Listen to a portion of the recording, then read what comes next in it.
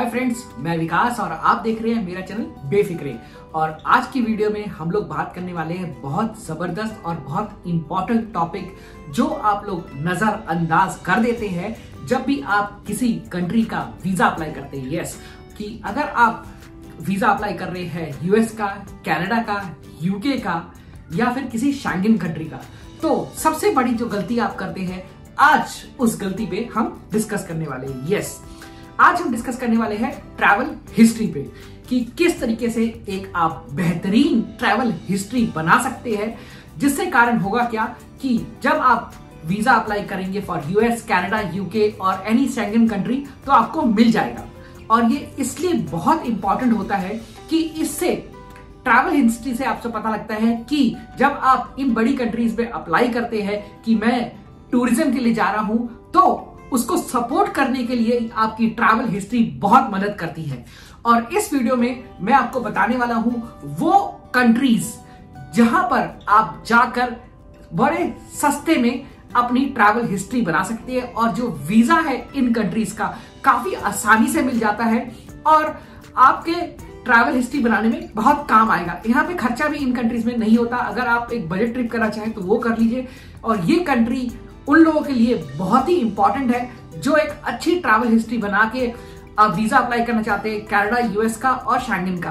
Because कई सारे मेरे पास मैसेजेस आ रहे थे मेरे व्यूअर्स के कि उन्होंने जाकर डायरेक्ट अपना वीजा अप्लाई कर दिया for Canada and US, even Schengen country के लिए, और वो रिजेक्ट हो गया बिकॉज उनके पास अच्छी ट्रैवल हिस्ट्री नहीं थी।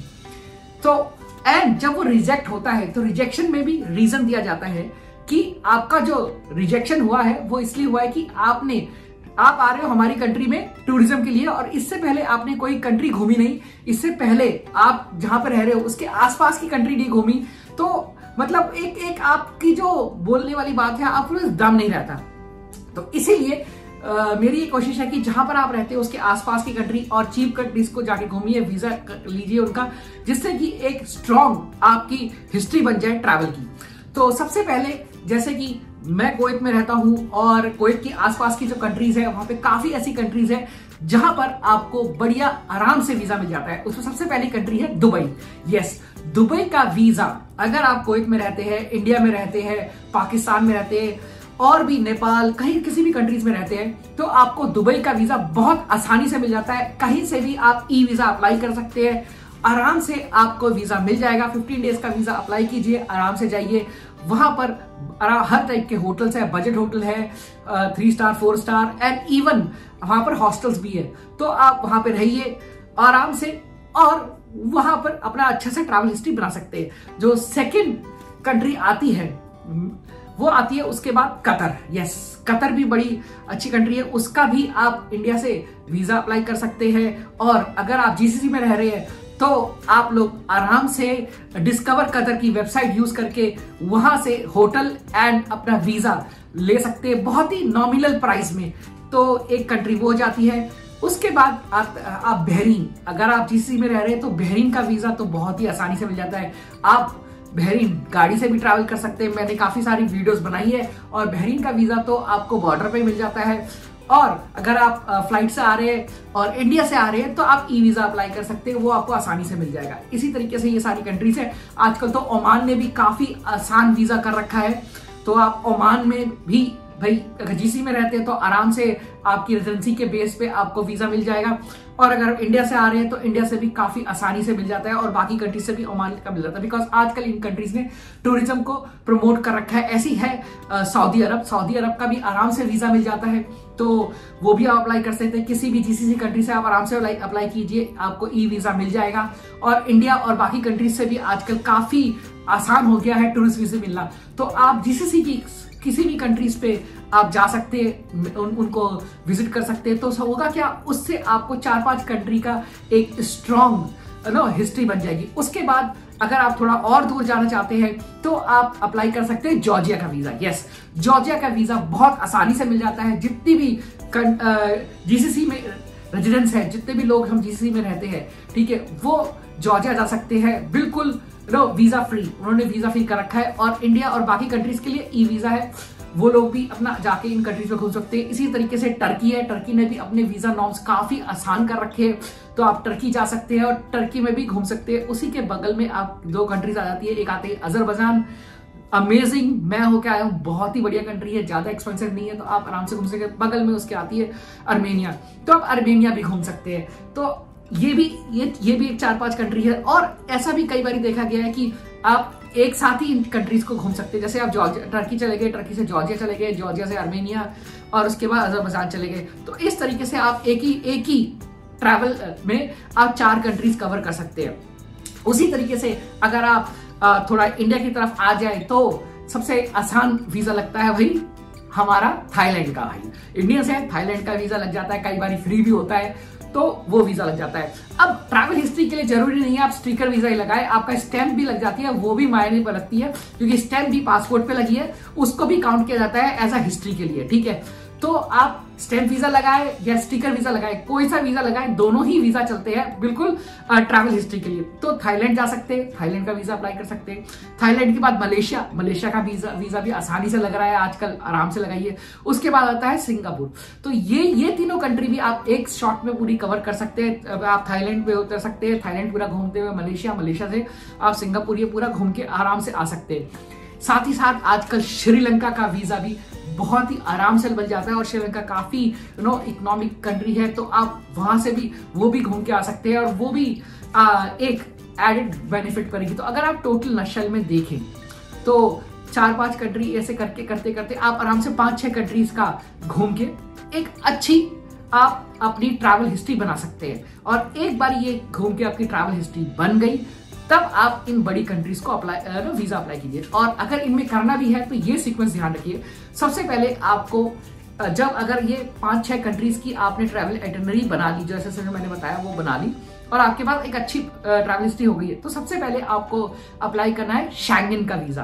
बिकॉज शेंगन कंट्रीज में काफी सारी कंट्रीज आती है, उसमें से आप आराम से किसी कंट्री का वीजा अप्लाई कर सकते हैं। इसमें से भी देख लीजिए जो कंट्री आसानी से वीजा देती है। तो ज्यादा कर क्या देखा गया है, फ्रांस आसानी से वीजा दे देता है, कई बार जर्मनी दे देता है वीजा आसानी से, और कई बार इटली हो गया, चेक रिपब्लिक हो गया, बेल्जियम हो गया। तो आप देख लीजिए कि जिस टाइम आप वीजा अप्लाई कर रहे हैं तो उस टाइम पे कौन सी कंट्री है जो टूरिज्म को प्रमोट कर रही है, या फिर कोई इवेंट होने वाला है ऐसा जहां पर ज्यादा टूरिस्ट आए, तो उस टाइम पे क्या होता है वो कंट्री थोड़ा सा लीनियंट हो जाती है।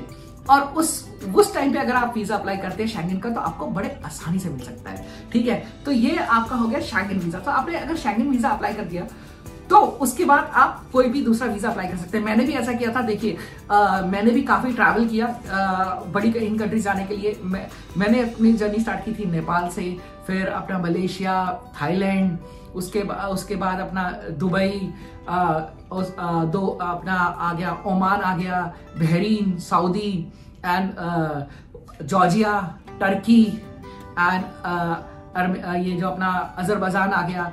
ये सारी कंट्रीज को पहले घुमा और एक अपनी अच्छी आइटनरी तैयार करी।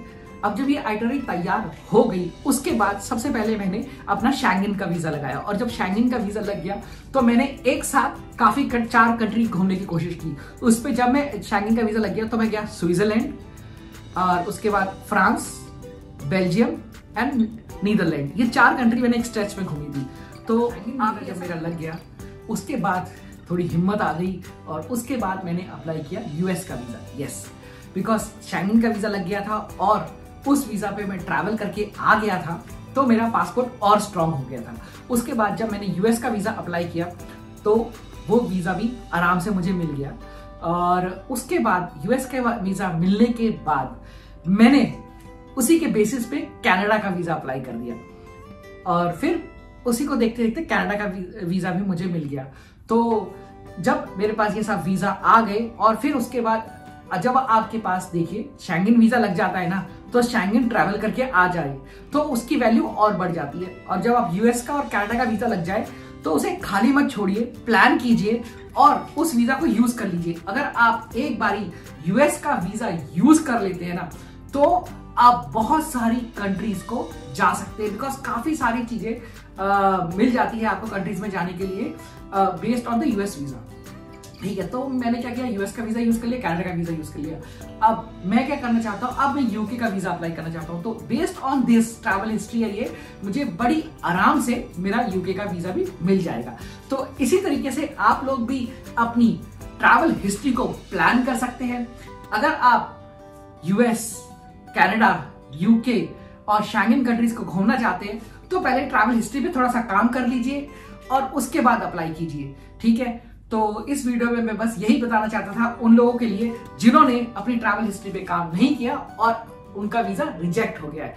रिजेक्ट करने से अच्छा है कि आप अप्लाई ना करें, ट्रैवल हिस्ट्री पे काम करें। और इस वीडियो से रिलेटेड कोई भी आपका क्वेश्चन है तो प्लीज कमेंट पे लिखिए, हमारी टीम उस पर काम करेगी और उसको रिप्लाई किया जाएगा। अगर वीडियो आपको पसंद आई है तो लाइक करें, चैनल सब्सक्राइब नहीं कर रखा तो सब्सक्राइब करें।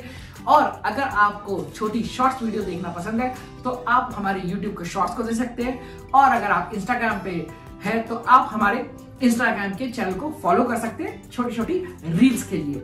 और अब हम लोगों ने एक बहुत ही अच्छा इनिशिएटिव लिया है, बिकॉज हमारे पास काफी लोगों के मैसेज आते थे और वो लोग चाहते थे कि हमसे कनेक्ट करना 1 to 1, हमसे व्हाट्सएप से पे या फिर टेलीफोन पे या फिर जूम कॉल, कुछ भी पे हमसे कंसल्ट करना चाहते थे। वो अपनी जो उनकी प्रॉब्लम्स थी या फिर कोई इशू था उसको डिस्कस करना चाहते थे। तो अब हम लोगों ने क्या किया है कि now our team is ready जो भी आपके क्वेश्चंस है उनको लेने के लिए, बट उसके लिए आपको भी कुछ करना पड़ेगा, बिकॉज हम इतना कर रहे हैं तो हम चाहते हैं कि आप भी कुछ करें। उसके लिए आपको हमारे चैनल की मेंबरशिप लेनी पड़ेगी। मेंबरशिप लेना बड़ा आसान है। हमारी कोई सी भी वीडियो खोले वहां पर एक ज्वाइन बटन आता है, उस ज्वाइन बटन को क्लिक करें। जैसे ही उस ज्वाइन बटन को क्लिक करते हैं वहां पर आपको पे करना पड़ेगा हमारी मेंबरशिप के लिए। मेंबरशिप को पे करने के लिए $1 है, विच इज ओनली 300 फिल्स। आप उसे हमारी मेंबरशिप को ज्वाइन कर लेते हैं। एक बार ज्वाइन करने के बाद हमें किसी भी कमेंट में आप एक नया कमेंट लिख दीजिए कि हमने आपकी मेंबरशिप ज्वाइन कर ली है, हमारा व्हाट्सएप नंबर ये है और हम चाहते हैं कि हमें इस क्वेश्चन, या फिर आप क्वेश्चन मत लिखिए, प्राइवेट क्वेश्चन है, आप हमसे कांटेक्ट कीजिए। हमारी टीम क्या करेगी, आप वेरीफाई करेगी आपकी मेंबरशिप हमारे पास आ गई, आपके उसी व्हाट्सएप नंबर पे हम कॉल करेंगे।